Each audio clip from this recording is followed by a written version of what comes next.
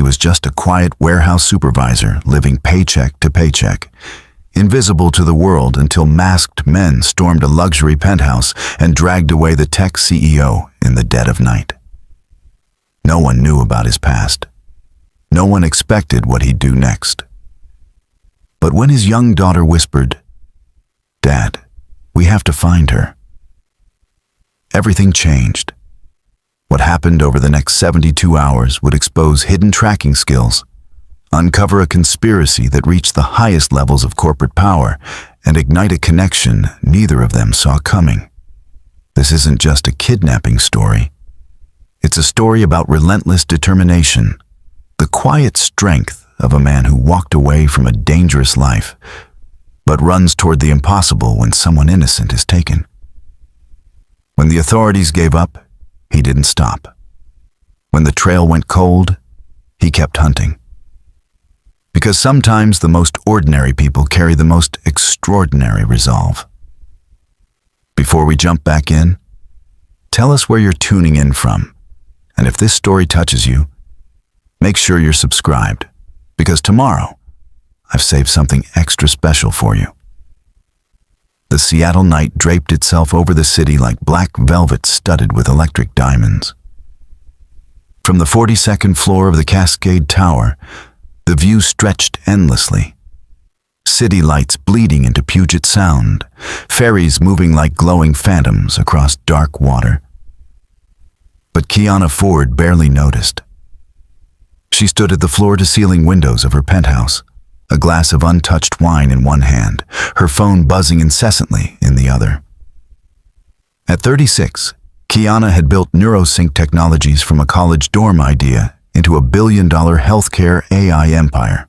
Her platform revolutionized patient diagnostics, saving thousands of lives and earning her accolades from medical journals and tech conferences worldwide.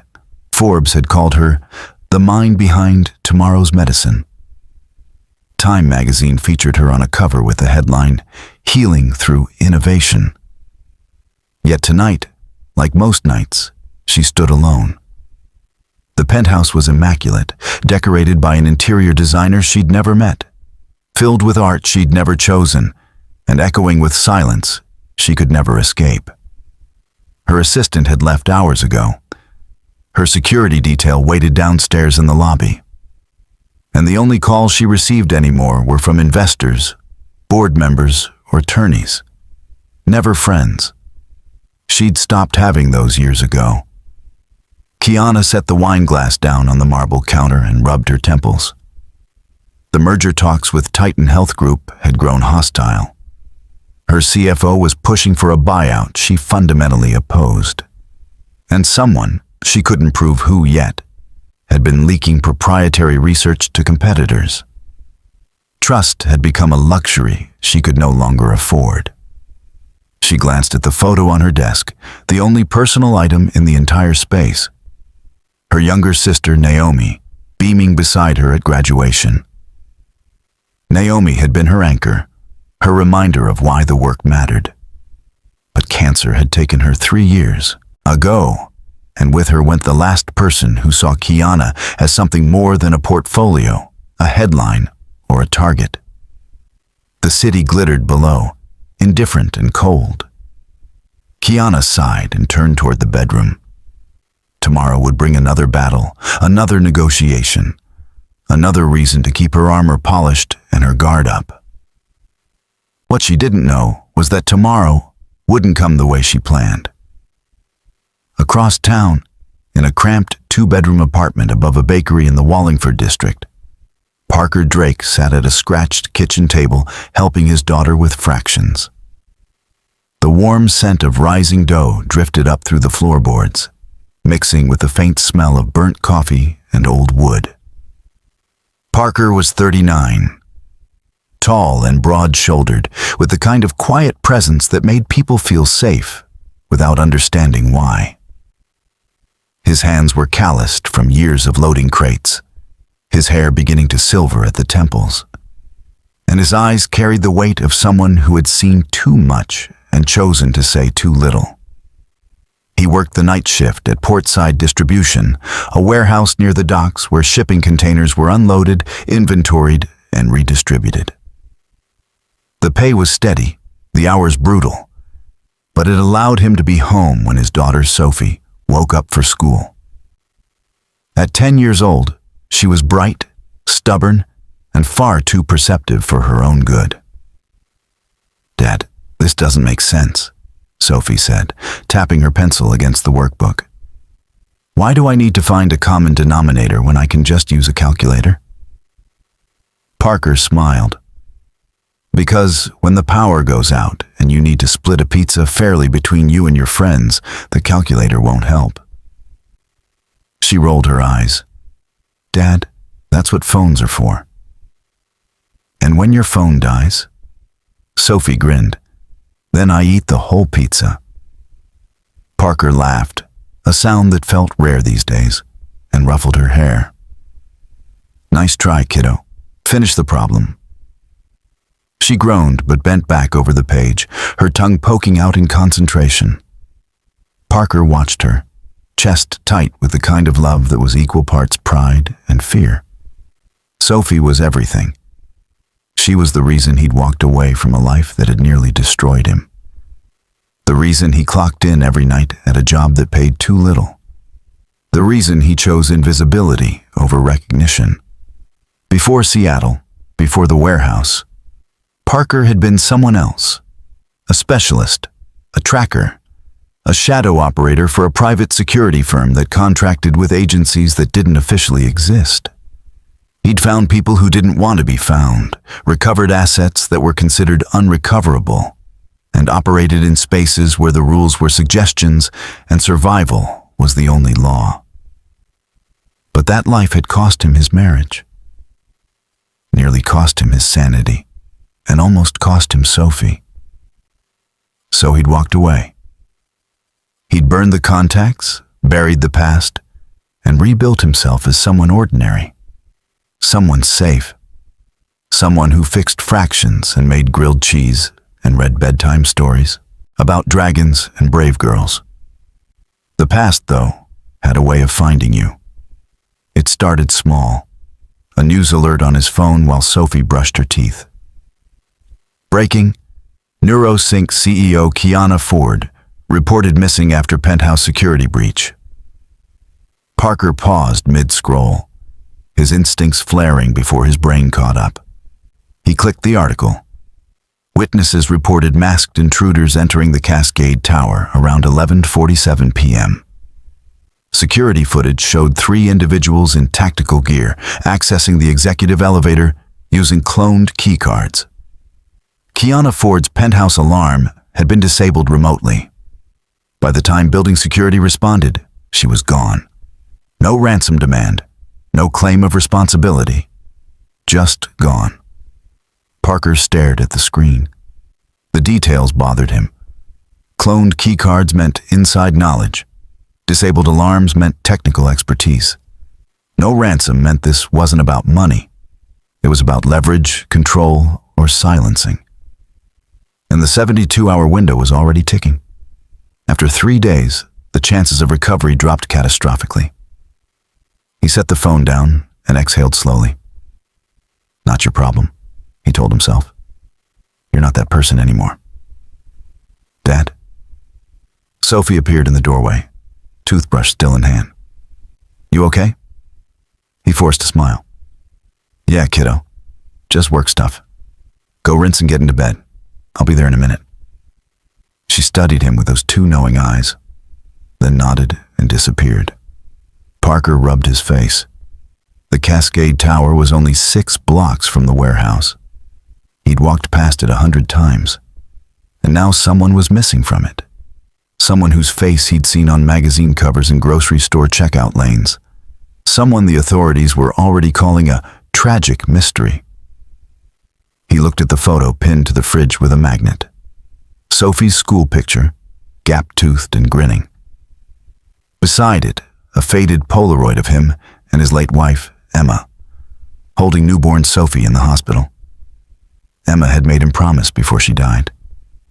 "Keep her safe. Keep yourself safe. Don't go back. Parker closed his eyes. He wouldn't go back. He couldn't. But the notification on his phone buzzed again. This time it was a police scanner app he'd never deleted, just muted. He opened it out of habit. All units, witness reports unidentified vehicle leaving Cascade Tower underground garage, heading southbound on Aurora Avenue. Partial plate, 7X something 49. Dark van, no windows. Tracking lost near Industrial District. Parker's jaw tightened. Aurora southbound meant they were heading toward the port, toward the maze of warehouses, shipping yards, and abandoned factories where someone could disappear for days or weeks. He knew that area. He knew it too well. He stood, pacing the small kitchen. This wasn't his fight. He'd promised. But then Sophie's voice drifted from the bedroom, soft and sleepy. "Dad, are you coming?" He thought about the woman in the penthouse. Alone, taken. The authorities scrambling with no leads. And he thought about all the times he'd been too. Late, all the operations where hours mattered and bureaucracy cost lives. Parker looked at the scanner, at Sophie's photo, at the darkened city beyond his window. He exhaled once, long and slow. Then he grabbed his jacket. "Not your problem," he told himself again. But the lie didn't stick anymore. The call came at 1:23 a.m., just as Parker was locking the apartment door behind him. His neighbor, Mrs. Castellano, an insomniac widow who spent her nights watching crime dramas and her days feeding stray cats, poked her head out from across the hall. "You working a double shift?" she asked, her thick framed glasses magnifying her curious eyes. "Something like that," Parker said. "Sophie's asleep. If she wakes up and needs anything, I'll check on her, don't you worry. That girl's an angel." Parker nodded his thanks and descended the narrow staircase into the cool Seattle night. The streets were slick from earlier rain, reflecting neon signs from the corner diner and the glow of distant traffic lights. He moved with purpose, but not panic. His mind already shifting into old rhythms he'd sworn to forget. He pulled out his phone and opened a folder buried 3 layers deep in his apps, tools he hadn't touched in years. A police scanner with encrypted channels, a GPS tracker linked to decommissioned satellites, a database of port security camera blind spots. The phone itself was a relic, a secure device from his old life that he'd kept charged out of paranoia, not necessity. Preparing and narrating this story took us a lot of time, so if you are enjoying it, subscribe to our channel. It means a lot to us. Now back to the story. The last known direction of the van was southbound on Aurora. If they were smart, they'd switch vehicles. If they were professionals, they'd already have a secondary location staged. And if they were working for someone with resources, they'd have counter-surveillance measures in place. Parker walked 6 blocks to the warehouse district, staying in the shadows, his boots silent on wet pavement. Portside distribution sat dark and locked, but he had keys. He slipped inside through the side entrance, moving past rows of stacked pallets and forklifts, and headed to the office in the back. The supervisor's desk held nothing useful, but the security monitor did. Parker accessed the camera feeds, scanning the footage from earlier that night. Most warehouses shared a networked security system to cut costs. If the van had passed through the industrial corridor, someone's camera caught it. He found it at 12:03 a.m., a dark panel van, no plates visible, moving slowly past Warehouse 7. It paused near a service road, hazard lights blinking twice, a signal. Then it turned east toward the decommissioned rail yard. Parker's pulse quickened. The rail yard. 30 acres of rusted train cars, crumbling platforms, and forgotten storage units. It had been slated for redevelopment for a decade, but remained a ghost zone. Perfect for anyone who needed privacy. He zoomed in on the van's profile. Commercial grade, reinforced rear doors, tinted windows. Not a rental. Custom. That meant funding, planning, and professionals. Parker pulled up a satellite map on his phone. The rail yard had 3 main entry points, but only one accessible by vehicle without drawing attention. If they were holding someone there, they'd need power, which meant they were near one of the old utility substations still connected to the grid. He grabbed a backpack from his locker, the one he kept stocked for emergencies Sophie didn't know about. Inside, a flashlight, multi-tool, zip ties, a first aid kit, and a small handheld radio tuned to emergency frequencies. No weapons. He didn't carry those anymore. But his hands, his mind, those were weapons enough. Parker locked the warehouse behind him and started moving. The rail yard was 4 miles southeast. He couldn't take his car. It was too recognizable, too traceable. Instead, he jogged through the alleys, cutting through industrial lots and staying off main roads. At 2:47 a.m., he reached the perimeter. A rusted chain-link fence sagged in places, cut in others. He slipped through a gap near the old guardhouse and crouched low, scanning the area. The rail yard stretched out like a graveyard of steel and shadows. Freight cars sat in long, silent rows. Weeds grew through cracked asphalt. And somewhere in the dark, 3 masked men held a woman whose only crime was being successful and alone. Parker moved carefully, his eyes adjusting to the darkness. He spotted tire tracks in the dirt, fresh, leading toward the eastern section. He followed them, staying low, listening.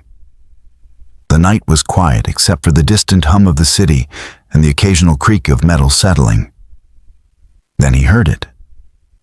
Voices, low, tense, filtered through a broken window of an old railcar, converted into a makeshift office. Parker crept closer, his breathing controlled, his movements deliberate. Through a gap in the rusted siding, he saw them. 3 men, faces covered with balaclavas, tactical gloves, earpieces.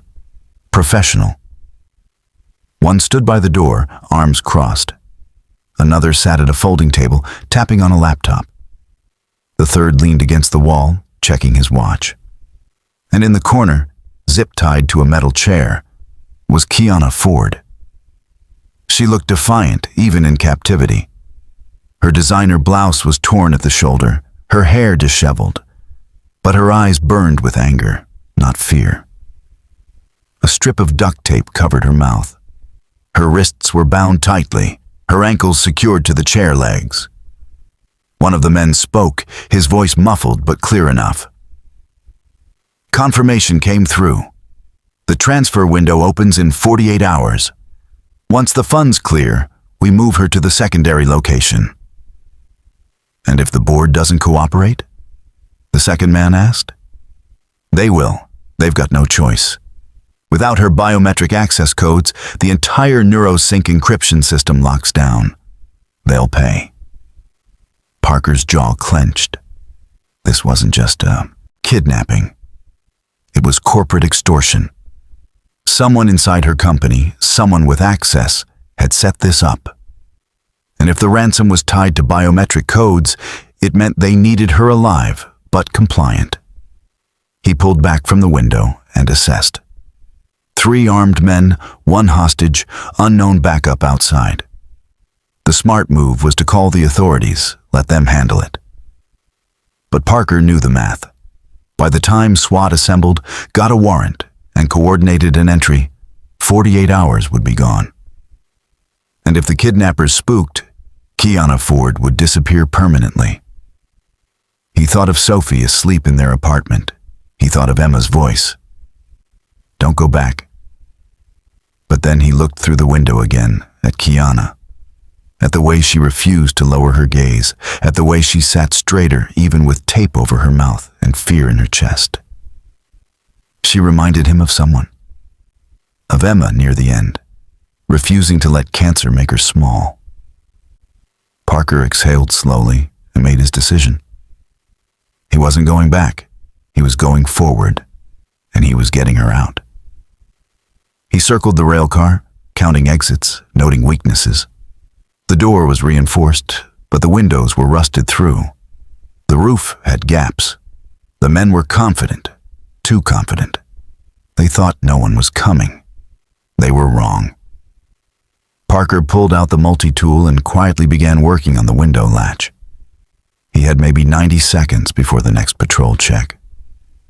His hands moved with practiced efficiency, muscle memory from a life he'd tried to forget, but could never fully erase. The latch gave way with a soft click. Parker froze. One of the men turned toward the sound.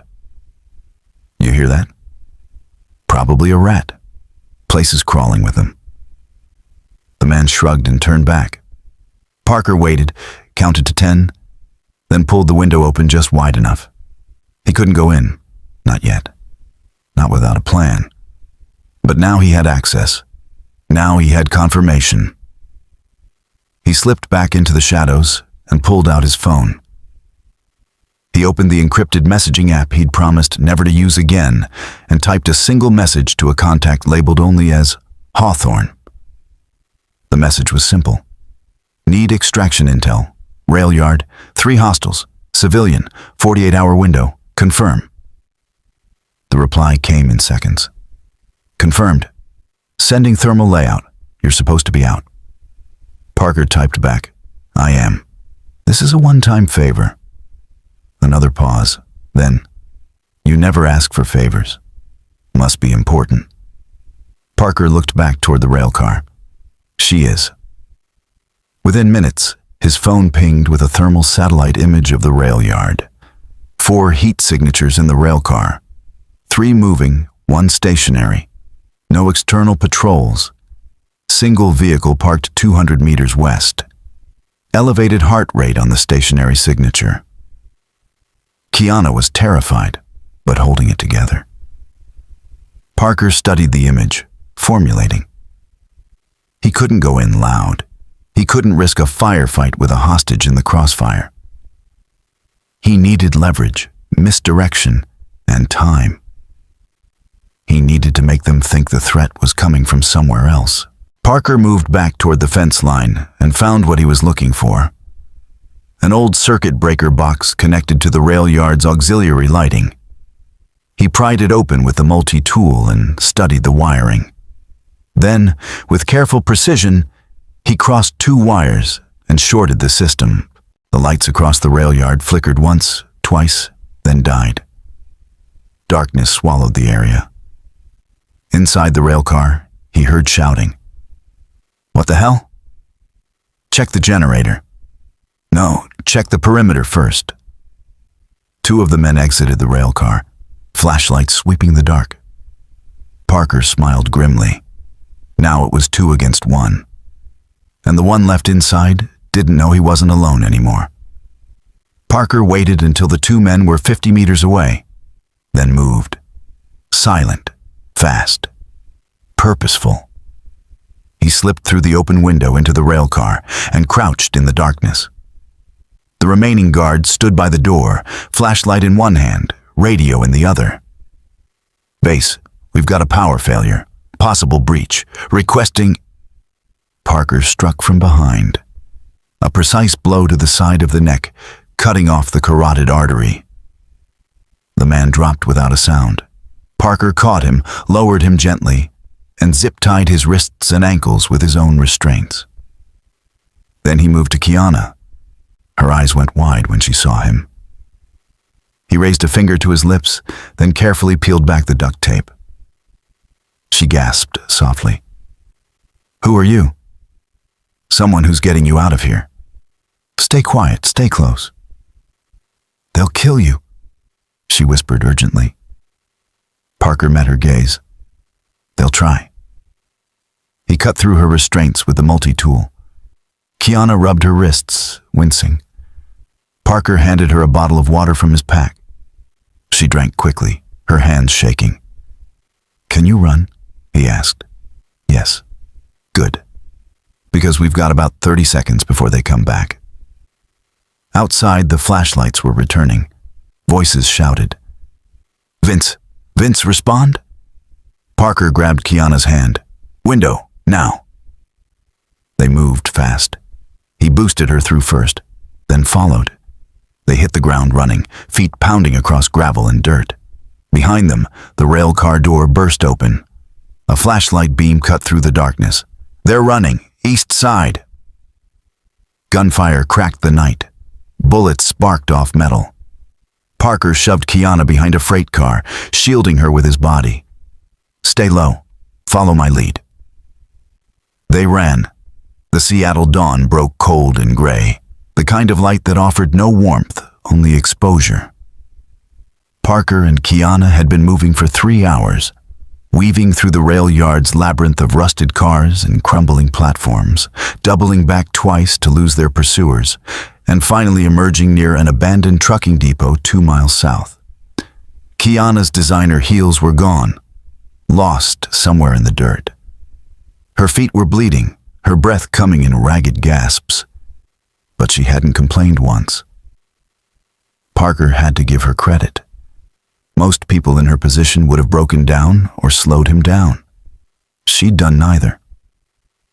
They crouched behind a graffitied shipping container, catching their breath. The sounds of pursuit had faded, but Parker knew better than to assume safety. Professional kidnappers didn't give up after one escape. They regrouped, adapted, and hunted. "We need to get you to the police," Parker said, checking his phone. No signal. They were in a dead zone, surrounded by metal and concrete that blocked reception. Kiana shook her head, her voice hoarse. "No police. Not yet." Parker frowned. "You were just kidnapped. The authorities are compromised." She finished, her eyes hard. "Whoever took me knew my schedule, my security codes, my building's blind spots. That information doesn't leak by accident. It was sold." Parker studied her. Even exhausted and disheveled, Kiana Ford radiated intensity. She wasn't panicking, she was calculating. "You think someone inside your company set this up?" "I know they did. The question is who?" She looked at him directly.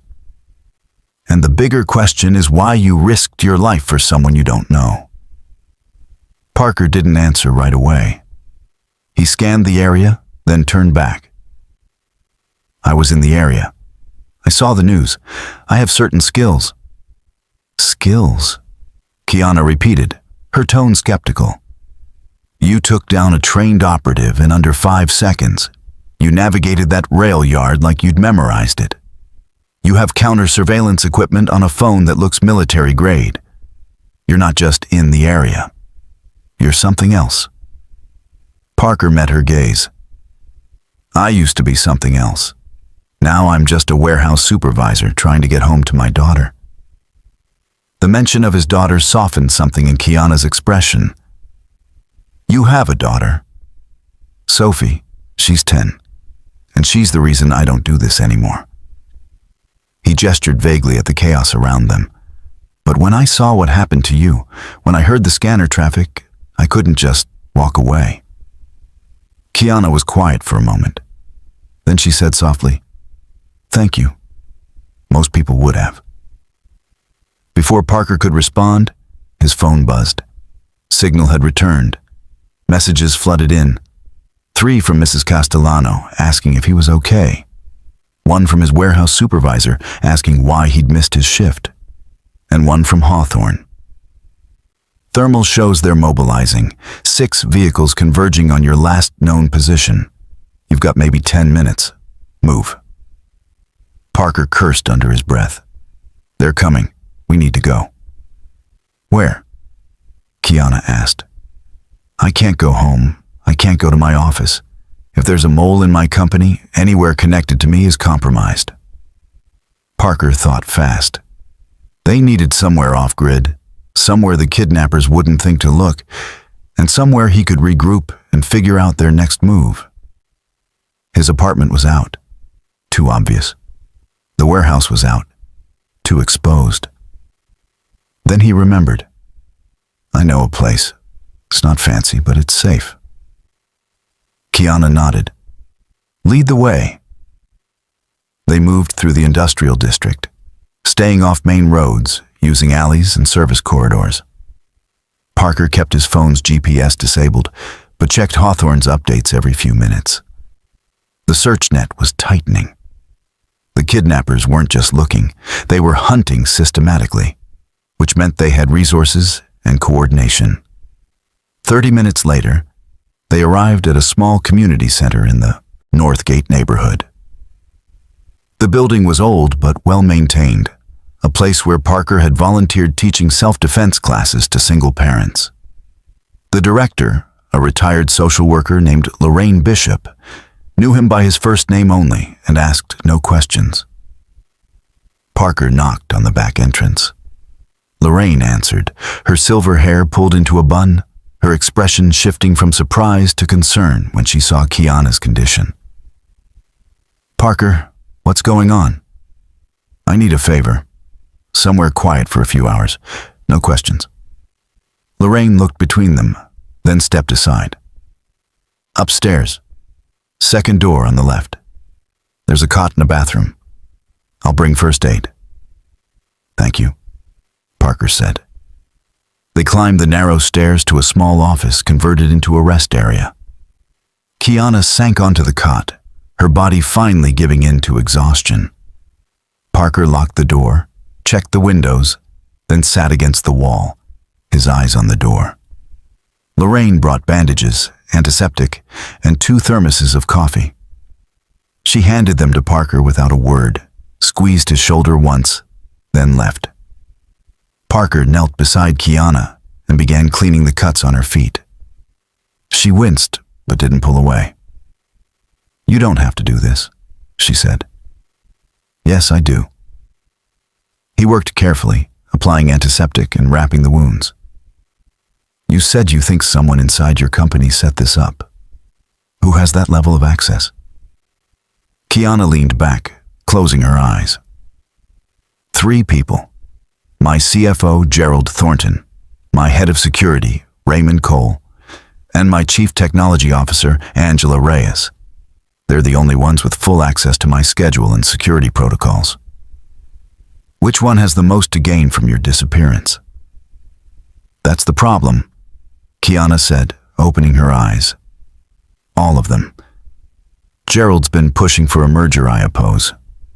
If I'm gone, the board votes without me, and he gets his payout. Raymond's been under investigation for accepting bribes from a competitor. If I'm out of the picture, the investigation dies. And Angela just filed a wrongful termination lawsuit against me for firing her assistant, who was leaking research. Parker sat back. So, you've got 3 suspects with motive and means. Did you tell anyone you were going to be home alone last night? Kiana hesitated. I canceled my security detail. I wanted privacy. But only my assistant knew. She wouldn't have. Everyone's capable of betrayal, if the price is right, Parker said quietly. Trust is a luxury you can't afford right now. Kiana looked at him, her eyes searching his face. You sound like someone who learned that the hard way. I did. Parker stood and handed her one of the thermoses. Drink, you need fluids. She took it, sipping slowly. The men who took me mentioned a 48-hour window. They're waiting for something. A fund transfer, access codes, I don't know. But they're not done. Which means they'll come for you again, Parker said. And next time, they'll be smarter. Kiana set down the thermos, her jaw tight. So what do we do? Parker pulled out his phone and opened the encrypted messaging app. We find out who's pulling the strings, and we make them think they've already won. He typed a message to Hawthorne. Need deep background on 3 targets: corporate level, financial, communications, travel records. Sending names now. Hawthorne replied. "This isn't a favor anymore. This is a job. What's the pay?" Parker glanced at Kiana, then typed, "Clean slate. Whatever you need buried, I'll make it disappear." A long pause. Then, "Deal. Send the names." Parker forwarded the 3 names: Gerald Thornton, Raymond Cole, Angela Reyes. Within minutes, files began populating on his screen. Financial transactions, phone records, meeting logs. Hawthorne was thorough. One name stood out immediately. Raymond Cole had received 3 wire transfers in the past month from a shell company registered in the Cayman Islands.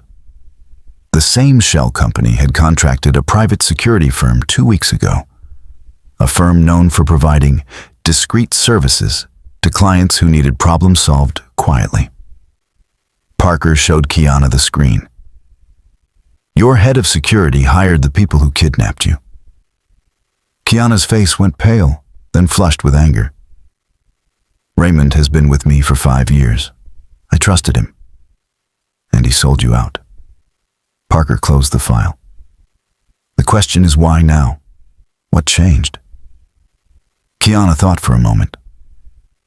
2 weeks ago, I initiated an internal audit. I found discrepancies in our security budget, expenses that didn't match contracts. I asked Raymond to explain. He said it was a clerical error. "It wasn't," Parker said. "He's been skimming funds and using your company to pay for off-book operations. When you started asking questions, he decided you were a liability." Kiana stood, pacing the small room. "If Raymond's behind this, he has access to everything. My apartment, my office, my security feeds. He knows where I am at all times." "Not here?" Parker said. "This place isn't connected to you. It's connected to me. And I've been off-grid for years." Kiana stopped pacing and looked at him. "Why did you leave? Your old life, I mean. You clearly had skills, connections. Why walk away?" Parker was quiet for a long moment. Then he said, "Because I was good at finding people, but I was terrible at saving them. Every operation, every extraction, someone didn't make it home.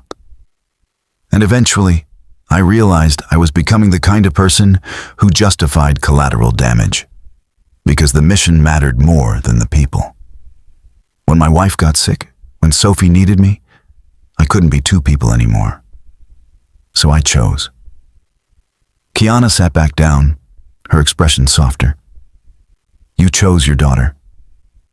I chose to be someone she could be proud of." They sat in silence for a moment, the weight of shared exhaustion and unexpected honesty settling between them. Then Kiana said, "Raymond won't stop. Even if we prove he's involved, he'll cover his tracks. Men like him always do." Parker nodded. "Which is why we're not going to the authorities. Not yet. First, we're going to make him think his plan worked." Kiana frowned. "How?" Parker pulled up a news site on his phone and showed her the headline. "Tech CEO Kiana Ford still missing. Authorities expand search." "We let him think you're still captive," Parker said.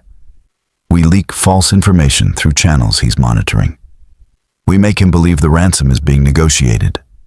And while he's watching the wrong place, we gather evidence, lock down your assets, and cut off his escape routes."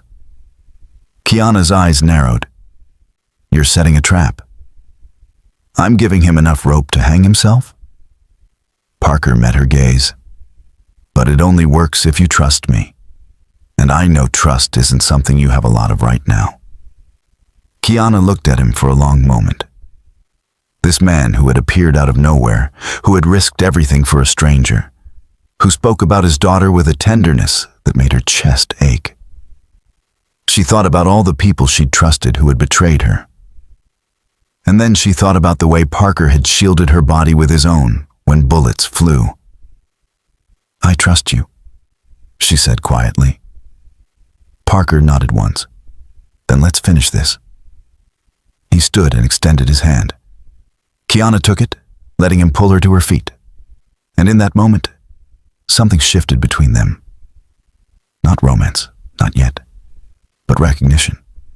Two people who had been alone for too long, who had learned to survive by trusting no one, choosing to trust each other. Outside, the Seattle morning continued, oblivious. But inside that small room, a plan began to take shape. And Parker Drake, the man who had walked away from danger, found himself walking straight back into it. Not for glory, not for redemption, but because sometimes the right thing to do was also the hardest. And because when he looked at Kiana Ford, he saw someone worth fighting for. Parker's phone buzzed at 3:17 p.m. It was Mrs. Castellano. Sophie was asking questions. Where was he? When was he coming home? Was everything okay? He stepped into the hallway and called back. Mrs. Castellano answered on the first ring. Parker, that girl is worried sick. She says you never miss breakfast and it's already afternoon. I know. Let me talk to her. A shuffle, then Sophie's voice, tight with concern. Dad? Hey, kiddo. Where are you? You promised you'd help me with my science project today.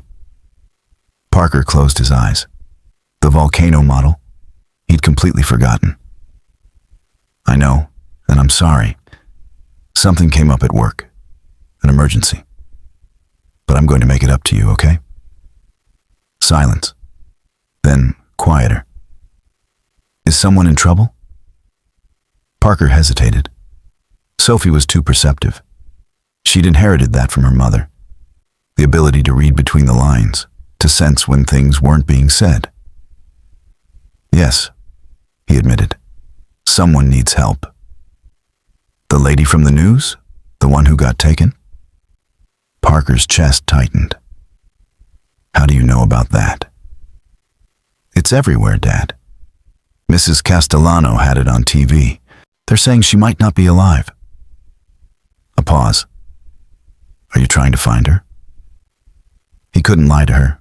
Not about this. Yes. Another pause. Then Sophie said something that shattered him. Mom would want you to help her. Parker's throat constricted. Emma. She'd been gone for 3 years, but her voice still echoed in quiet moments. She'd been a nurse, someone who ran toward emergencies when others ran away.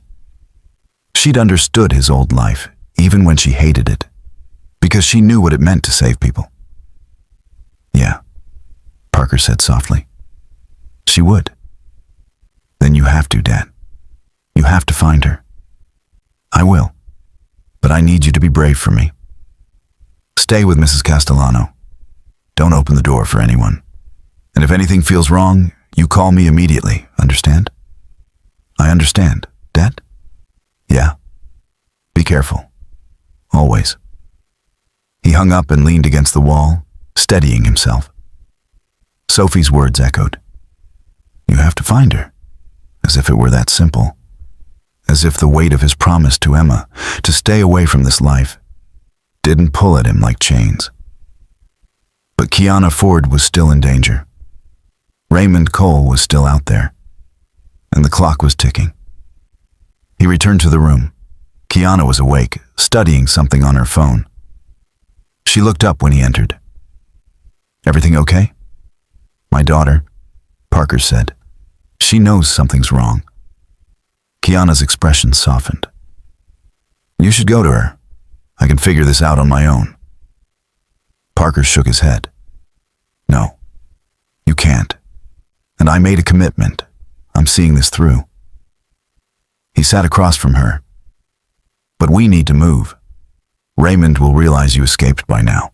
He'll be recalibrating, sending people to places you might run to. We can't stay here much longer. Kiana nodded. So what's the plan? Parker pulled out his phone and opened the file Hawthorne had sent. Raymond's been using a private security firm called Sentinel Operations. They're not on any official registry, but they have contracts with several shell companies. Hawthorne traced their physical address to a building in the Georgetown district near the waterfront. It's listed as a logistics company, but the power usage and security measures suggest something else. A black site, Kiana said. Exactly. That's where they're coordinating from. That's where we'll find proof of Raymond's involvement, communication logs, financial records, maybe even surveillance footage of your apartment. Kiana frowned. You want to break into a private military contractor's headquarters? I want to get evidence that can bury Raymond and everyone working with him. Parker met her gaze. But I can't do it alone. I need someone who understands neurosync systems, who can access encrypted files and identify what's valuable. I need you. Kiana stared at him. You're serious? Completely. She laughed, a short, disbelieving sound. I've been kidnapped, shot at, and I'm barefoot in a community center, and now you want me to infiltrate a military compound? Yes. Kiana shook her head, but there was something in her eyes. Not fear. Determination. You know what? Fine. Let's do it. I'm tired of running. I'm tired of being the victim. If Raymond wants a war, let's give him one. Parker allowed himself a small smile. That's the spirit. They spent the next hour planning. Parker used Hawthorne's satellite imagery to map the building's layout. 3 floors, reinforced entry points, security cameras on every corner, and a backup generator in the basement. The top floor housed the executive offices. That's where the servers would be. We go in at shift change, Parker said. Security's always weakest during transitions. We'll have maybe 15 minutes before they realize something's wrong. And if they catch us? They won't. Parker said it with such certainty that Kiana almost believed him. Almost. At 6:45 p.m., they left the community center. Lorraine gave Parker a concerned look, but said nothing. Parker promised he'd explain later, though he doubted he ever could. They took a bus to Georgetown, sitting in the back, heads down. Parker had given Kiana a baseball cap and an oversized jacket to obscure her features. She looked nothing like the polished CEO from the news. She looked like someone who'd been through hell and come out swinging. The Sentinel Operations Building was a nondescript gray structure wedged between a seafood distributor and a storage facility. No signs, no logos, just an address and a keycard entry. Parker and Kiana crouched behind a row of dumpsters across the street, watching. At exactly 7 p.m., 3 guards exited, lighting cigarettes and chatting. The shift change. Parker moved. He crossed the street in a low run, Kiana right behind him. They reached the side entrance just as the door began to swing shut. Parker caught it with his boot, holding it open. They slipped inside. The interior was stark. Concrete floors, fluorescent lights, the hum of ventilation systems. Parker led them down a corridor, staying close to the walls. He'd studied the layout, memorized the blind spots in the camera coverage. They moved like shadows. At the stairwell, Parker paused. Voices echoed from above. 2 guards descending.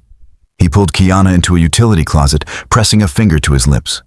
They stood in the dark, inches apart, breathing shallow. The guards passed. Parker counted to 10, then eased the door open. They climbed to the 3rd floor. The executive offices were behind a locked glass door.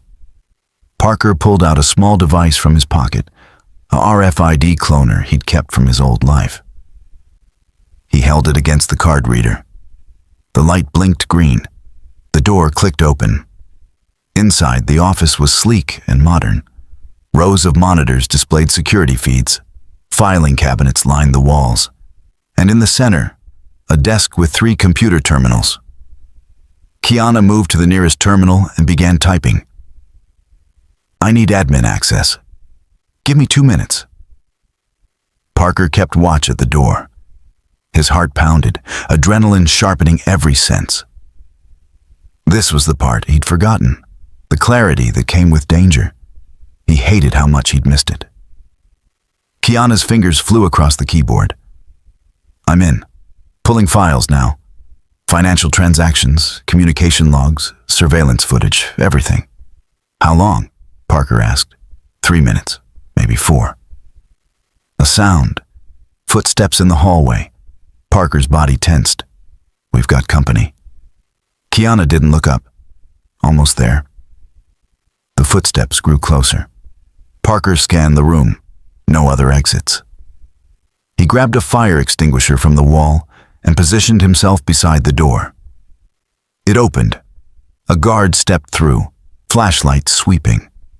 Parker swung the extinguisher, connecting with the man's shoulder. The guard stumbled, reaching for his radio. Parker struck again, faster, disarming him and driving him to the ground. He zip-tied the man's wrists and ankles, then stuffed a rag in his mouth. Done, Kiana said, pulling a flash drive from the terminal. I've got everything. Then we move, now. They exited through the window, climbing down a fire escape into the alley behind the building. Sirens wailed in the distance. Someone had triggered the alarm. Parker and Kiana ran. They cut through alleys, vaulted fences, and disappeared into the maze of Georgetown's industrial district. By the time security flooded the building, they were 6 blocks away, breathing hard but safe. They stopped beneath an overpass, catching their breath. Kiana held up the flash drive, grinning despite the exhaustion. We did it. Parker smiled back. We did. For a moment, they just stood there, the adrenaline fading, replaced by something warmer. Relief, pride, connection. You're not just a warehouse supervisor, Kiana said, and you're not just a CEO. Their eyes held, and in that moment, something shifted. Not just respect, recognition. 2 people who had spent so long hiding who they really were, finally seen. Then Parker's phone buzzed. A message from Hawthorne. Your daughter's school. Suspicious vehicle reported nearby. Possible tail. Advise immediate relocation. Parker's blood went cold. Sophie. Kiana saw his face. What's wrong?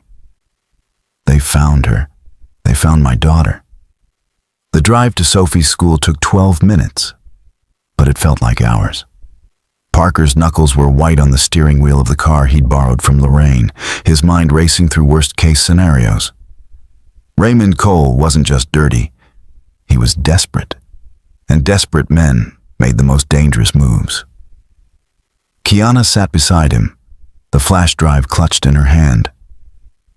If they touch her, they won't, Parker said, his voice hard. Because I'm going to end this. Tonight. They pulled up 2 blocks from Northgate Elementary. The school was closed, the playground empty, but Mrs. Castellano's car was still in the parking lot. Parker had called ahead. Sophie was inside the after-school program, safe for now. But the suspicious vehicle Hawthorne had flagged, a black sedan with tinted windows, was parked across the street. Parker killed the engine. Stay here. Not a chance, Kiana said. We're in this together. He looked at her, wanted to argue, but saw the steel in her eyes. She'd been through hell and hadn't broken. She wasn't going to hide now. Fine. But stay behind me. They approached the school from the side, using the playground equipment as cover. Parker scanned the area. The sedan's engine was off, but someone was inside. One person, driver's seat, watching the main entrance. Parker moved closer, circling around. Through the tinted window, he could make out a figure. Male, early 30s, earpiece visible. Another Sentinel operative. Parker pulled out his phone and texted Hawthorne. Need a distraction, now. Seconds later, a loud car alarm blared from the opposite end of the parking lot. The operative's head turned. Parker moved. He yanked open the driver's door, grabbed the man by his collar, and pulled him out. The operative reached for his weapon, but Parker was faster. He drove his knee into the man's gut, then swept his legs, slamming him to the pavement. "Who sent you?" Parker demanded, pinning the man's arm behind his back. The operative spat. "Go to hell." Parker twisted harder. "Wrong answer. Try again. Who sent you? Raymond Cole?" The man's face contorted with pain. "You're dead. Both of you. Cole's got people everywhere. You can't hide." "I'm not hiding." Parker pulled the man's phone from his pocket and unlocked it using the man's thumbprint. He scrolled through the messages.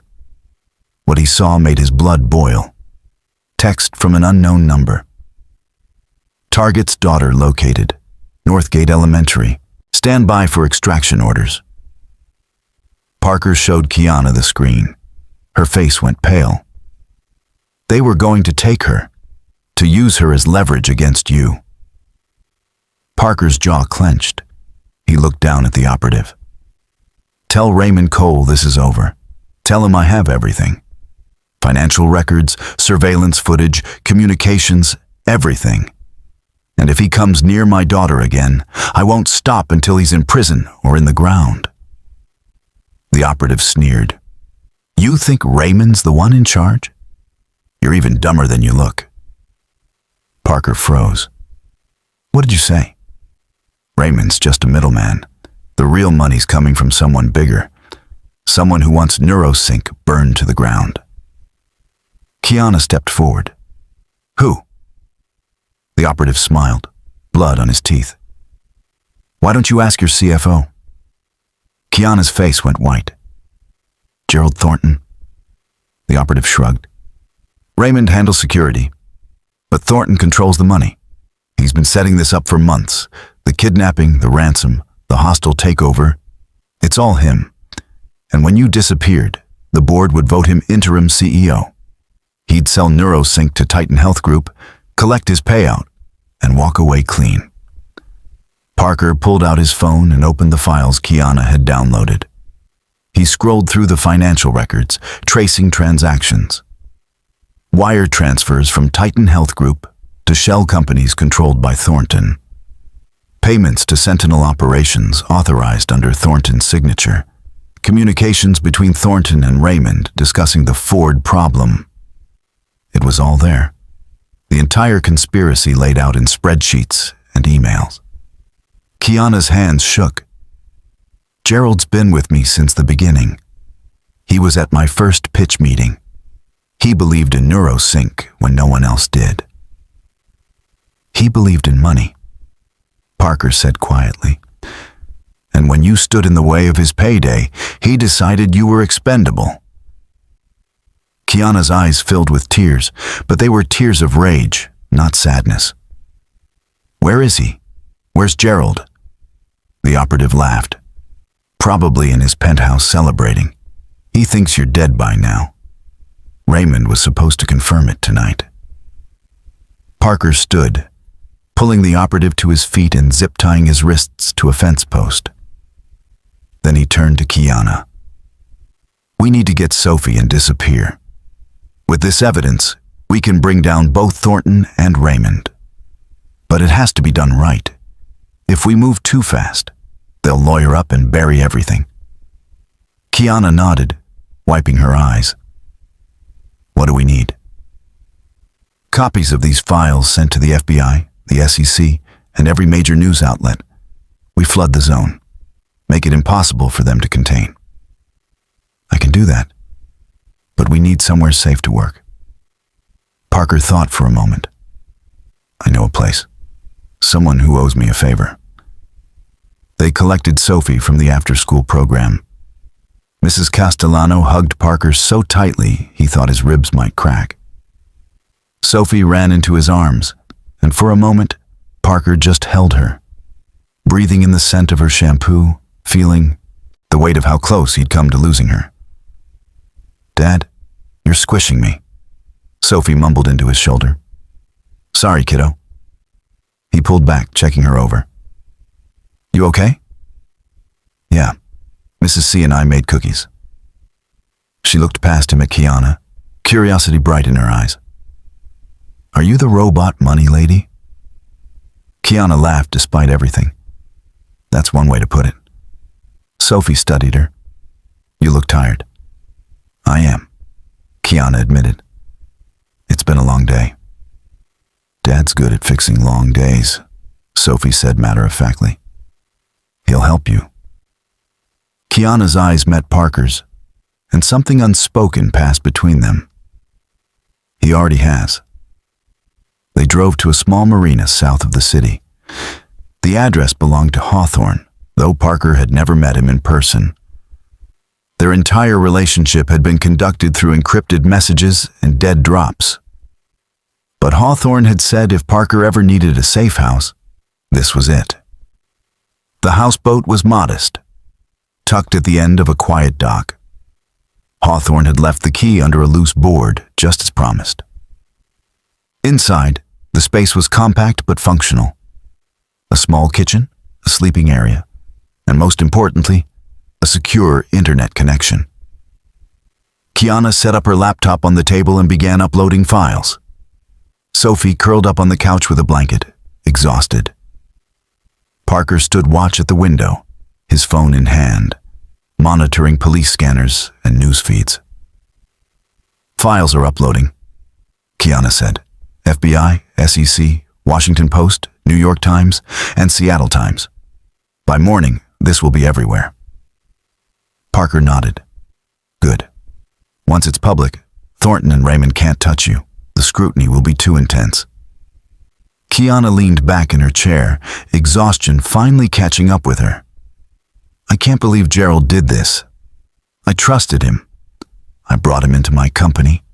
I made him rich. Greed doesn't care about loyalty, Parker said. It only cares about more. She looked at him. Is that what happened to you? In your old life? Someone betrayed you? Parker was quiet for a long moment. Then he sat down across from her. My last operation was an extraction in Colombia. A journalist being held by a cartel. My team had solid intel, a clear plan. But someone sold us out. When we arrived, it was an ambush. 3 of my team didn't make it. The journalist died. And I found out later the leak came from our own client, someone who decided a dead journalist was better than an exposed politician. Kiana's face softened. I'm sorry. I blamed myself for a long time, for trusting the wrong people, for not seeing the signs. He looked at Sophie, asleep on the couch. But then Emma got sick, and suddenly none of that mattered. I realized I'd been so focused on saving strangers, I'd forgotten to protect the people who needed me most. So I walked away, and I swore I'd never go back. But you did, Kiana said softly. For me. Parker met her gaze. Because some things are worth breaking promises for. The laptop beeped. The uploads were complete. Kiana stared at the screen, watching as news alerts began to populate. Neurosync CFO implicated in kidnapping plot. Tech CEO conspiracy exposed. Federal investigation launched into corporate corruption. It was done. The truth was out. Kiana closed the laptop and looked at Parker. What happens now? Now we wait. The authorities will move on Thornton and Raymond.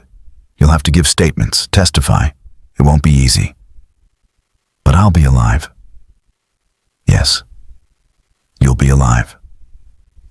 They sat in silence, the weight of the past 72 hours settling over them. Outside, the water lapped gently against the dock.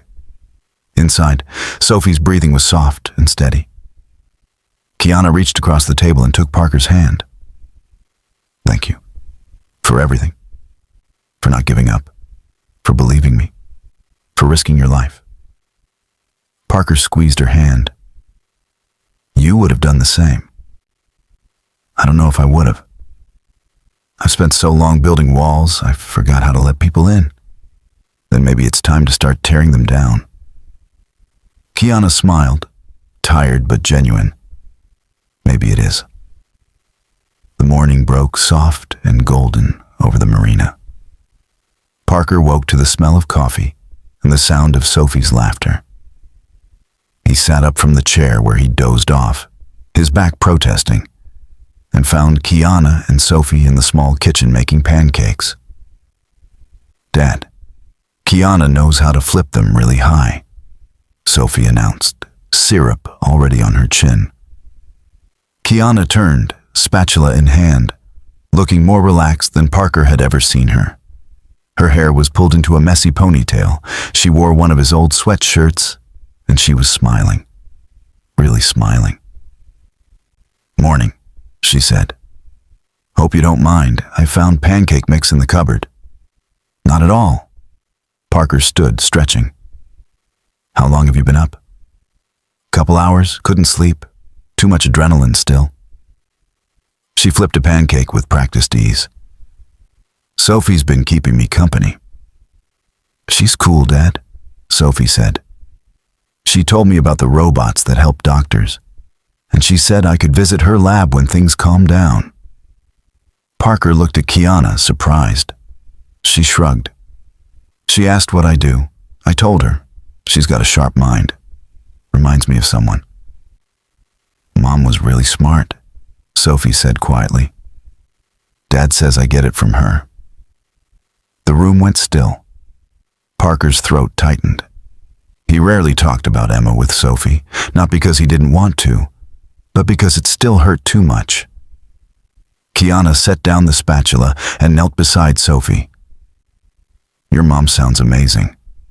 She was. She used to make pancakes on Sundays too, with blueberries. Sophie looked up at Parker. "Dad doesn't make them the same.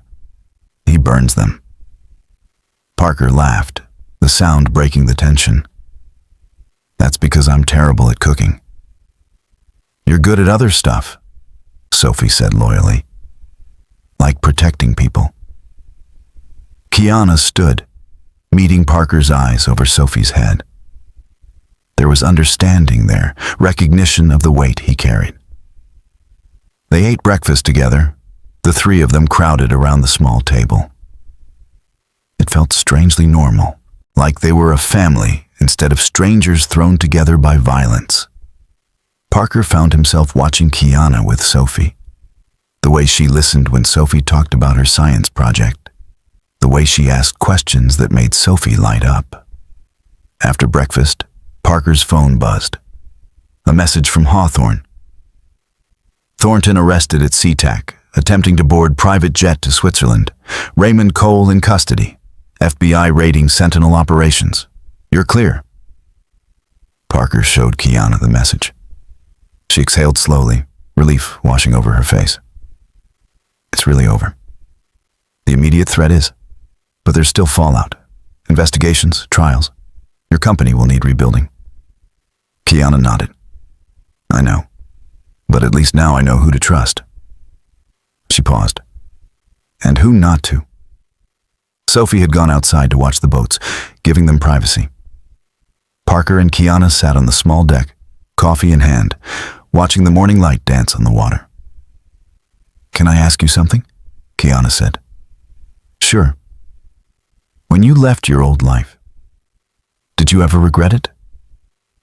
Parker thought about it. "Every day at first. I missed the clarity, the purpose. I felt like I was wasting skills that could save lives. But then Sophie started kindergarten, and I watched her make friends and learn to read. And I realized I wasn't wasting anything. I was building something better. A life," Kiana said softly. "Yeah, a quiet one, a normal one, the kind Emma wanted for Sophie." Kiana was quiet for a moment. Then she said, "I don't have that. A life outside of work. When those men took me, when I thought I might die, all I could think about was how empty my penthouse would be. No one would miss me except my board, and only because I make them money." "That's not true," Parker said. You have people who care. Who? My assistant who probably sold me out? My CFO who tried to have me killed? She shook her head. I've spent 10 years building an empire, and I have nothing to show for it except money and enemies. Parker turned to her. You have NeuroSync. You've saved thousands of lives with your technology. You've employed hundreds of people. You've changed healthcare. That's not nothing. It doesn't feel like enough anymore. They sat in silence, the weight of shared loneliness settling between them. Then Parker said, Emma used to say that success without connection is just expensive loneliness. It took me years to understand what she meant. But I think she was right. The work matters, but it can't be everything. Kiana's eyes glistened. I don't know how to be anything else. I don't know how to let people in without them taking pieces of me. Then start small, Parker said. Start with people who don't want pieces. They just want to stand beside you. Kiana looked at him, really looked, and something shifted in her expression. Is that what you're doing? Standing beside me? If you'll let me. She reached over and took his hand. Her fingers were cold, trembling slightly. I'm scared, she admitted. Not of Thornton or Raymond, of what comes after, of going back to being alone. Parker squeezed her hand. You don't have to be. Sophie's voice called from the dock. Dad, there's a seal. Come look. Parker smiled. Duty calls. But Kiana didn't let go of his hand. Parker, thank you. Not just for saving my life, for reminding me I'm more than just my company. You always were, he said. You just needed someone to see it. They stood, still holding hands, and walked to where Sophie was pointing excitedly at a harbor seal bobbing in the water. The three of them stood there, watching the seal dive and resurface. And for a moment, the chaos of the past 3 days felt distant. Later that afternoon, FBI agents arrived to take statements. Kiana spent 2 hours recounting every detail, her voice steady, her resolve clear. Parker gave his own statement, careful to omit certain details about his methods. The agents eyed him with suspicion, but didn't press. Hawthorne had apparently vouched for him. As the agents left, one turned back. Miss Ford, you should know. Gerald Thornton is cooperating. He's giving up names, accounts, everything. This goes deeper than NeuroSync. There are other companies, other CEOs who've been targeted. Your case might crack open an entire network. Kiana nodded. Good. No one else should go through this. When they were alone again, Kiana looked exhausted but lighter somehow. I need to make a statement to the press. My board's been calling Nonstop. Do you want me there? Parker asked. She smiled. You hate attention. I hate seeing you face this alone more. Kiana's eyes softened. Okay, but stay in the background. I don't want you caught up in the media circus. The press conference was held at NeuroSync headquarters 2 days later. Kiana stood at a podium, cameras flashing, reporters shouting questions. She spoke with clarity and strength, detailing the conspiracy, thanking law enforcement, and promising to rebuild NeuroSync stronger than before. Parker watched from the side, Sophie beside him. She squeezed his hand. She's really brave, Dad. Yeah, Parker said. She is. After the conference, Kiana found them in the hallway. She looked drained, but victorious. That's done. Now comes the hard part. Rebuilding trust, restructuring leadership, figuring out who stays and who goes. You'll figure it out, Parker said. You always do. She smiled. Will you help me? Not with the company stuff, but with the other part. The not being alone part. Parker's heart skipped. Are you asking me on a date? I'm asking if you want to try building something. Not a company, not a mission, just something real. Sophie tugged Parker's sleeve. Say yes, Dad. She makes good pancakes. Parker laughed, and Kiana laughed, and in that moment, surrounded by cameras and chaos and the wreckage of betrayal, something new began. Something hopeful. Something worth protecting. Yes, Parker said. Let's build something real.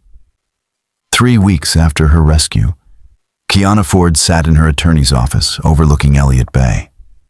Rain streaked the windows, turning the city into a watercolor of gray and muted light. On the mahogany table before her lay 2 folders, each representing a different future.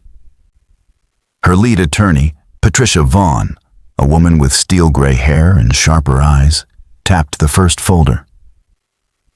This is the aggressive route. We file civil suits against Thornton, Raymond Cole, and every entity connected to Sentinel operations.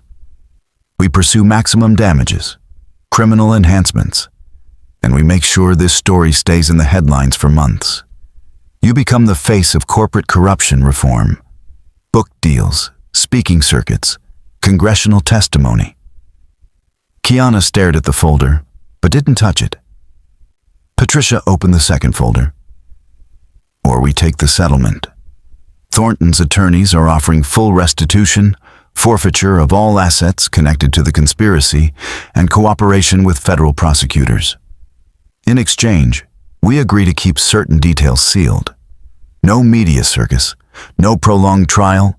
You get your company back, he goes to prison quietly, and everyone moves forward.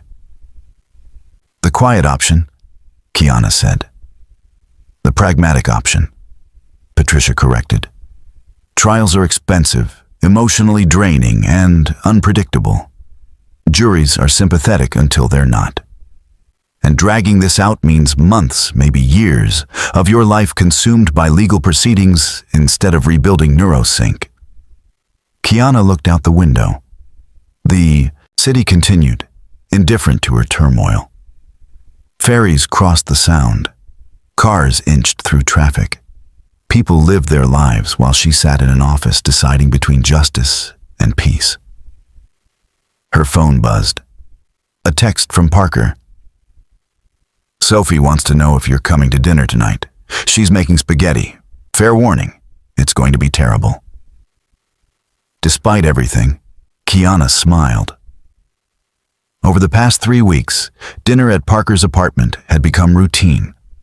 Sophie insisted, Parker enabled it, and Kiana found herself looking forward to those evenings more than any board meeting or investor call.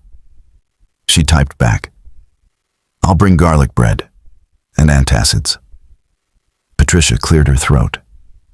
Kiana, I need a decision by end of day. The settlement offer expires at 5. Kiana set down her phone. What would you do? Patricia leaned back. Honestly, I'd burn them all to the ground. But I'm vindictive and childless. You have a life to rebuild. The question isn't what I would do. It's what you can live with. That evening, Kiana sat at Parker's small kitchen table, while Sophie proudly presented a plate of spaghetti that looked like a science experiment gone wrong. The noodles were overcooked, the sauce watery. But Sophie's grin was so proud that Kiana took a bite and declared it delicious. You're lying, Sophie said, giggling. It's gross. It's perfect, Kiana insisted. Parker brought over garlic bread and water. He'd been watching Kiana carefully all evening, reading the tension in her shoulders, the distraction in her eyes. After Sophie went to her room to finish homework, he sat down across from her. You want to talk about it? Kiana pushed her plate aside. My attorney wants a decision. Settle quietly or go to trial publicly. And you don't know which to choose. I know what I'm supposed to choose. The empowered woman who fights back, who makes them pay, who becomes a symbol. That's what everyone expects. She looked at him. But I'm so tired, Parker. I'm tired of fighting. I'm tired of being angry. I just want my life back." Parker was quiet for a moment. Then he said, "After my team was ambushed in Colombia, I spent a year trying to find who sold us out. I tracked leads, called in favors, burned through every contact I had. I was obsessed. I told myself it was about justice, about honoring my fallen team. But really, it was about revenge." "Did you find them?" "Eventually. A logistics coordinator who took money from the cartel to leak our location. I found him living in Miami, new identity, new life." Parker's jaw tightened. "I had him. I could have exposed him, destroyed him. But when I stood outside his house, watching him play with his daughter in the yard, I realized something. Destroying him wouldn't bring my team back. It wouldn't heal anything. It would just make me someone else my daughter couldn't be proud of. So you walked away." "I chose to let the anger go. Not because he deserved mercy, but because I deserved peace." He reached across the table and took her hand. "There's no right answer here, Kiana. But I'll tell you what Emma used to say. She said the strongest choice isn't always the loudest one. Sometimes it's the one that lets you sleep at night." Kiana's eyes filled. "What if people think I'm weak? What if they say I let him off easy? Then they don't understand strength." Parker squeezed her hand. "Real strength isn't proving you can destroy your enemies. It's choosing not to let them destroy you." Kiana sat with that, the weight of it settling over her. She thought about the past 10 years of her life, the constant battles, the endless need to prove herself. And she thought about the past 3 weeks, the quiet dinners with Parker and Sophie, the mornings without dread, the nights without nightmares. She pulled out her phone and called Patricia. "Take the settlement. Seal the details. I'm done fighting." Patricia paused. "Are you sure?" "I'm sure. Send the paperwork." When she hung up, Parker smiled. "How do you feel?" "Lighter," Kiana admitted. "Scared, but lighter." Sophie appeared in the doorway, pajamas on, holding a drawing. "I made this for you." She handed it to Kiana. It showed 3 stick figures, one tall with long hair, one shorter with messy hair, and one tiny with a big smile. Above them, in crayon, "Our family." Kiana's breath caught. "Sophie, this is beautiful. You can keep it. So you remember you're not alone anymore." Kiana looked at Parker, tears streaming down her face. He stood and wrapped his arms around her, and for the first time in years, Kiana let herself be held. Not as a CEO, not as a survivor, but as a person who was finally choosing healing over everything else. The Saturday morning sun hung lazy and warm over Discovery Park. Parker spread a blanket on the grass while Sophie raced toward the playground, her laughter carrying on the breeze. Kiana sat beside him, her legs tucked under her, watching the city skyline shimmer in the distance. "I can't remember the last time I did this," she said. "What? Sat on grass?" "Existed without an agenda." She smiled. "No meetings, no calls, just being." Parker handed her a thermos of coffee. "Welcome to normalcy. It's underrated and occasionally boring. I'll take boring over kidnapping any day." They sat in comfortable silence, watching Sophie make friends with other children on the swings. The wind carried the scent of salt water and pine. Families picnicked nearby. Dogs chased frisbees. The world continued, simple and unhurried. "Can I ask you something personal?" Kiana said. "Sure." "How did Emma die?" Parker's expression shifted, not closed, but careful. "Car accident. Drunk driver ran a red light. She was coming home from a night shift at the hospital." He stared at the ground. "I was overseas on a contract I didn't need to take. I chose money over being home. By the time I got the call, she was already gone. Kiana's hand found his. I'm sorry. Sophie was 7. She didn't talk for 4 months. Therapists said it was trauma, selective mutism. But I knew she was waiting. Waiting for me to keep showing up, to prove I wasn't going to disappear too. He looked at Kiana. That's when I left the work, because I realized the only mission that mattered was being her dad. You're a good father. I'm trying. Some days are harder than others. She still has nightmares. Still asks why her mom left. His voice cracked slightly. I don't have good answers. Kiana was quiet for a moment. Then she said, my sister Naomi died 3 years ago. Breast cancer. She was only 31. I paid for the best treatments, the best doctors. But none of it mattered. The last thing she said to me was, stop trying to save the world and start living in it. Did you? No. I built a bigger company, made more money, convinced myself that saving other people's lives honored her memory. She looked at him, but really I was just running from the fact that I couldn't save her. Parker turned his hand over, lacing his fingers through hers. We're both running from ghosts. Maybe. Kiana leaned her head on his shoulder. Or maybe we're finally learning to stop. Sophie ran over, breathless and grinning. Can Kiana push me on the swings? If she wants to, Parker said. Kiana stood, brushing off her jeans. I'd love to. She followed Sophie to the swing set and began pushing, listening as Sophie talked about school, her friends, her dreams of becoming a marine biologist. Kiana found herself genuinely interested, asking questions, laughing at Sophie's stories. When had she stopped noticing children? When had her world become so narrow that joy felt foreign? When they returned to the blanket, Parker had unpacked sandwiches. They ate together, the 3 of them, talking about nothing important. Sophie told jokes she'd learned at school. Parker shared embarrassing stories from his warehouse job. Kiana talked about the first time she'd pitched NeuroSync to investors and accidentally called them by the wrong names. As the afternoon stretched into evening, Sophie fell asleep on the blanket between them, her head on Parker's lap. He stroked her hair absently, his eyes on the horizon. I have a proposal, Kiana said quietly. Parker looked at her. I'm listening.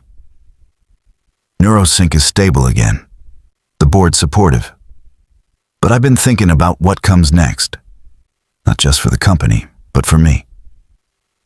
She took a breath. I want to start a foundation.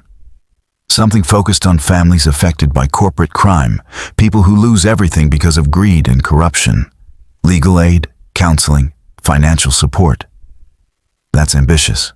I know, but I have resources, and I finally have purpose beyond profit margins. She met his eyes. I want to call it the Emma Drake Foundation, if you'll let me. Parker's eyes filled. He looked down at Sophie, then back at Kiana. She would have liked that. I was hoping you'd help run it. Not full-time, just as a consultant. You understand what it means to rebuild after loss. You understand survival. Parker was quiet for a long moment. Then he said, on one condition. Name it. You stop working 18-hour days. You take weekends. You let yourself be more than your company. Kiana smiled. Deal. They shook hands, but neither let go. The handshake became something else. Hands held, fingers intertwined. Connection that went beyond business or gratitude. It was the beginning of something neither of them had planned, but both desperately needed. Parker, Kiana said softly. I don't know how to do this. The personal thing. I'm terrible at relationships. I work too much. I overthink everything. And I have trust issues that could fill warehouses. I have a kid who comes first, always. I have nightmares. I can't talk about most of my past, and I burn pancakes. He smiled. So we're both disasters. Perfect disasters? The best kind. As the sun set over Puget Sound, painting the sky in shades of orange and violet, they sat together. Sophie sleeping peacefully between them, and for the first time in years, both of them felt something they'd forgotten existed. Hope. 4 months later, Kiana stood in the conference room of the newly established Emma Drake Foundation, watching as volunteers assembled care packages for families impacted by corporate fraud. The space was bright and open, nothing like the cold corporate offices she was used to. Here, there was laughter, purpose, humanity. Parker leaned against the doorframe, watching her. "You're smiling." "I am," she said, surprised by it. "This feels right. Like I'm finally doing something that matters." "You were always doing something that mattered. This is just different." She walked over to him. Better different. Over the past months, their relationship had grown in quiet, steady ways. No grand gestures, no dramatic declarations, just dinners together, weekends with Sophie, late-night conversations about everything and nothing. Kiana had learned that Parker took his coffee black, that he read sci-fi novels before bed, that he had a scar on his left shoulder from a training accident he refused to discuss. Parker had learned that Kiana hummed when she cooked, that she cried during animated movies, that she was terrified of failing the people who depended on her. They'd learned each other, piece by piece, scar by scar. "I need to show you something," Kiana said. She led him to her office and pulled out a small velvet box from her desk drawer. Inside was a silver key. Parker frowned. "What's this?" "A key to my penthouse. I'm not asking you to move in, but I want you to know you're welcome, anytime, you and Sophie." She paused. "I know it's fast, I know it's complicated, but I trust you, Parker. With my home, with my life, with my heart." Parker took the key, turning it over in his fingers. "Kiana, I need to tell you something about my past." "You don't have to." "I do." He sat down, and she joined him. "I wasn't just a tracker. I did things, made choices that I'm not proud of. People got hurt because of missions I led, and there are parts of my old life that might come back. Enemies, debts, ghosts. I walked away, but that doesn't mean it's over." Kiana took his hand. "I know who you were. I've seen what you're capable of, and I'm not scared." "You should be." "I'm not," she repeated firmly. "Because I also know who you are now. A father who puts his daughter first. A man who risks everything for strangers. Someone who chooses kindness when the world expects violence." She squeezed his hand. "Whatever your past holds, we'll face it together." Parker's eyes searched hers. "What if I can't protect you from it?" "Then we'll protect each other." She smiled. "That's what partnerships are, right?" He pulled her close, resting his forehead against hers. "I don't deserve you." "Good thing I'm not asking for deserving. I'm asking for real." They kissed, slow and certain, a promise sealed not in words, but in presence.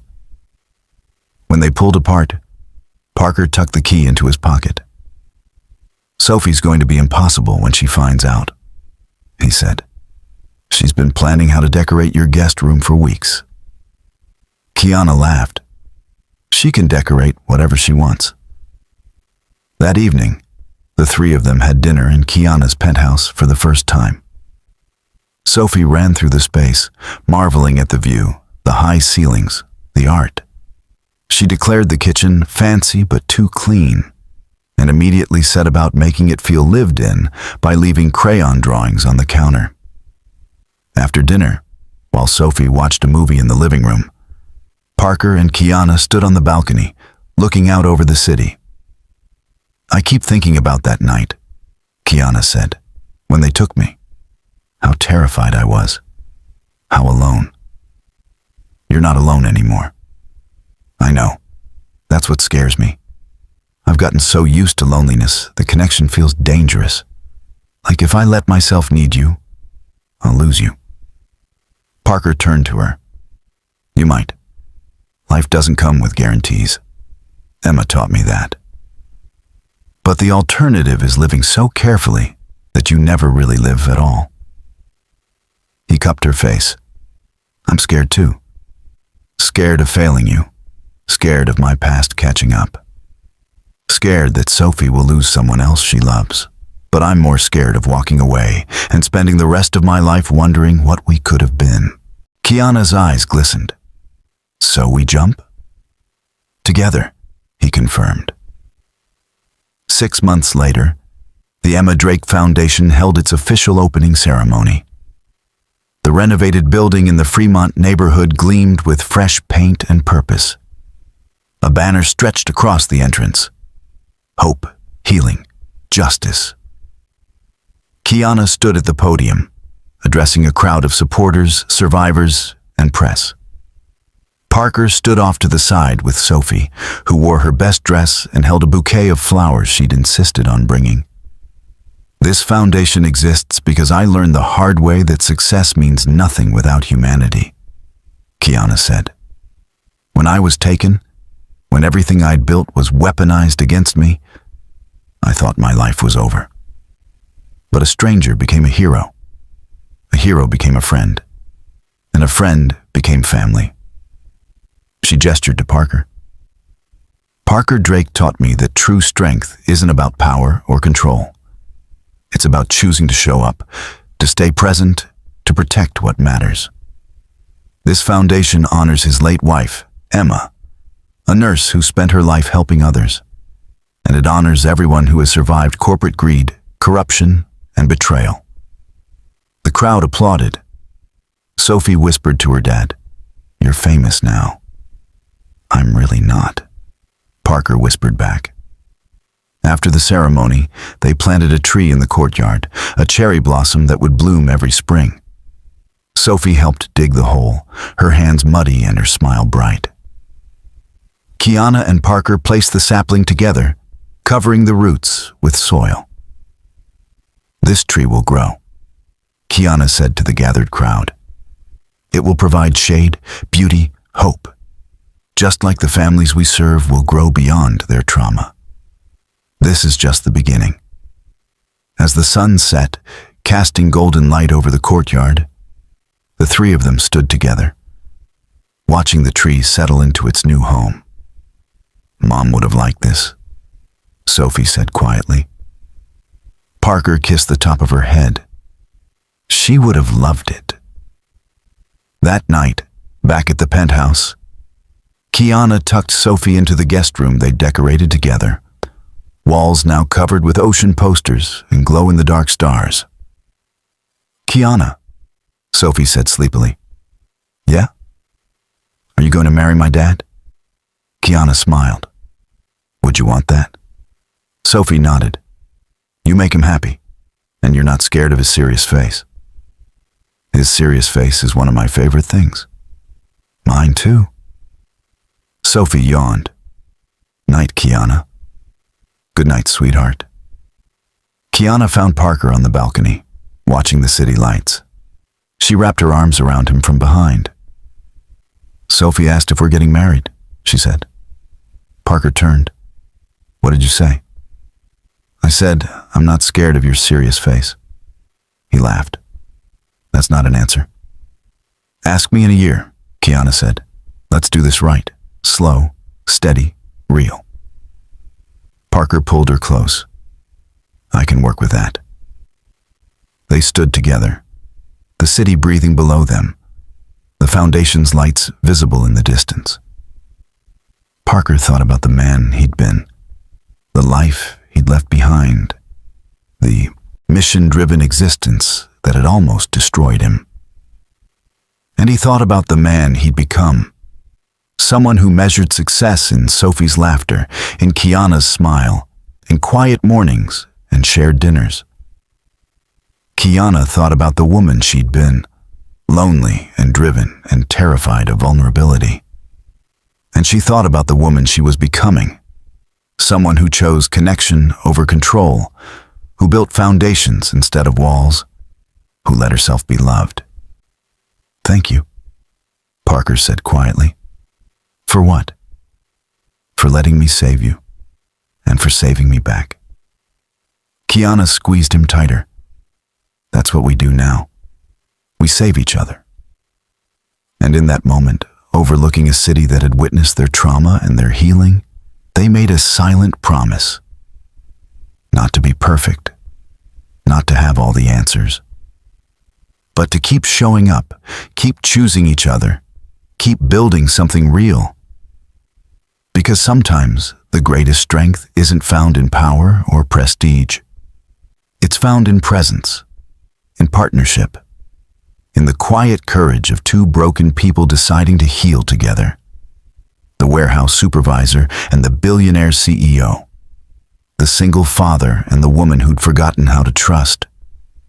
They'd started as strangers, became allies, and transformed into something neither expected but both desperately needed. A family, built not by blood but by choice, not by necessity but by love. And as the Seattle night wrapped around them, they stood together, looking toward a future they would write together, one day at a time. Up next, you've got two more standout stories right on your screen. If this one hit the mark, you won't want to pass these up. Just click and check them out. And don't forget to subscribe and turn on the notification bell so you don't miss any upload from us.